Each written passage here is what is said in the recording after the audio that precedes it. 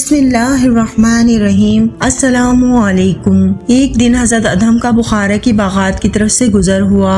آپ ایک نہر کے کنارے جو باغات کے اندر سے ہوتی ہوئی گزرتی تھی بیٹھ کر وضو کرنے لگے۔ آپ نے دیکھا کہ نہر کے اندر ایک سیب بہتا ہوا آ رہا ہے۔ خیال کیا کہ اس کے کھا لینے میں کوئی مضائقہ نہیں، چنانچہ سیب اٹھا کر کھا لیا۔ جب سیب کھا چکے تو دل میں یہ وسوسہ پیدا ہوا کہ میں نے سیب کے مالک سے اجازت نہیں لی اور میرا یہ کھانا ناجائز ہے۔ اس خیال سے باغ کے مالک کے پاس گئے اور جا کر اسے اس امر کی اطلاع دی تاکہ اس کی اجازت سے حلال ہو جائے۔ چنانچہ باغ کے دروازے پر دستک دی جہاں سے یہ سیب آیا تھا۔ آواز سن کر ایک لڑکی باہر آئی۔ آپ نے اس سے کہا کہ میں باغ کے مالک سے ملنا چاہتا ہوں، اسے بھیج دیجیے۔ اس نے عرض کیا کہ وہ ایک عورت ہے۔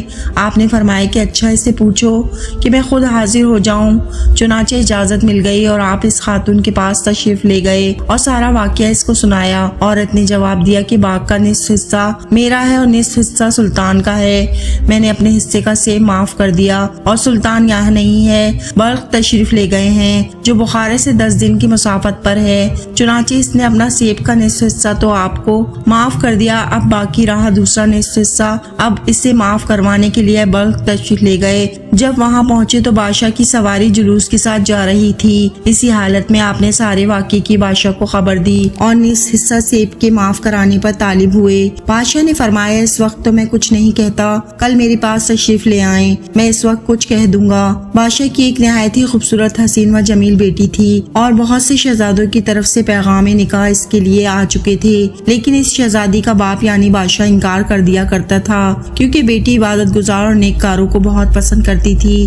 اس لیے اس کی یہ خواہش تھی کہ دنیا کے کسی مشہور زاہد سے اس کا نکاح ہو۔ جب بادشاہ محل میں واپس آیا تو اپنی لڑکی سے ادھم کا سارا واقعہ بیان کیا اور کہا کہ میں نے ایسا شخص نہیں دیکھا کہ صرف نصف سیب حلال کرانے کے لیے بخارا سے یہاں بلخ آیا ہے۔ جب لڑکی نے یہ کیفیت سنی تو نکاح منظور کر لیا۔ چنانچہ حضرت ادھم دوسرے دن بادشاہ کے پاس آیا تو بادشاہ نے اس سے کہا کہ جب تک آپ میری بیٹی کے ساتھ نکاح نہیں کریں گے آپ کو نصف سیب معاف نہیں کروں گا۔ حضرت ادھم نے کمال انکار کے بعد نکاح قبول کر لیا۔ چنانچہ بادشاہ نے اپنی لڑکی کا نکاح ادھم سے کرا دیا۔ جب حضرت ادھم خلوت میں اپنی بیوی کے پاس گئے تو دیکھا کہ لڑکی نہایت آراستہ و پیراستہ ہے۔ حضرت ادھم ایک گوشی میں جا کر نماز میں مصروف ہو گئے حتیٰ کہ اس حالت میں صبح ہو گئی اور متواتر 7 راتیں اسی طرح گزر گئیں اور اب تک بادشاہ نے سیب کا نصف حصہ معاف نہیں کیا۔ آپ نے بادشاہ کو یاد دہانی کرانے کے لیے یہ کہا کہ اب وہ حصہ معاف فرما دیجیے۔ بادشاہ نے کہا کہ جب تک آپ کا میری لڑکی یعنی اپنی بیوی کے ساتھ رشتہ ازدواج نہیں ہوگا میں معاف نہیں کروں گا۔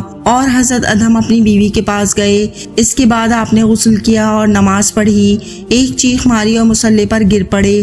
لوگوں نے دیکھا تو حضرت ادھم انتقال کر چکے تھے۔ بعد ازاں اس لڑکی کے بطن سے ادھم کا ایک لڑکا پیدا ہوا اور وہ ابراہیم بن ادھم تھے۔ چونکہ حضرت ابراہیم کے نانا بادشاہ کے پاس کوئی لڑکا نہ تھا، اسی وجہ سے بادشاہ کے بعد سلطنت حضرت ابراہیم بن ادھم کو ملی۔ آپ کے سلطنت چھوڑنے کا واقعہ بھی مشہور ہے۔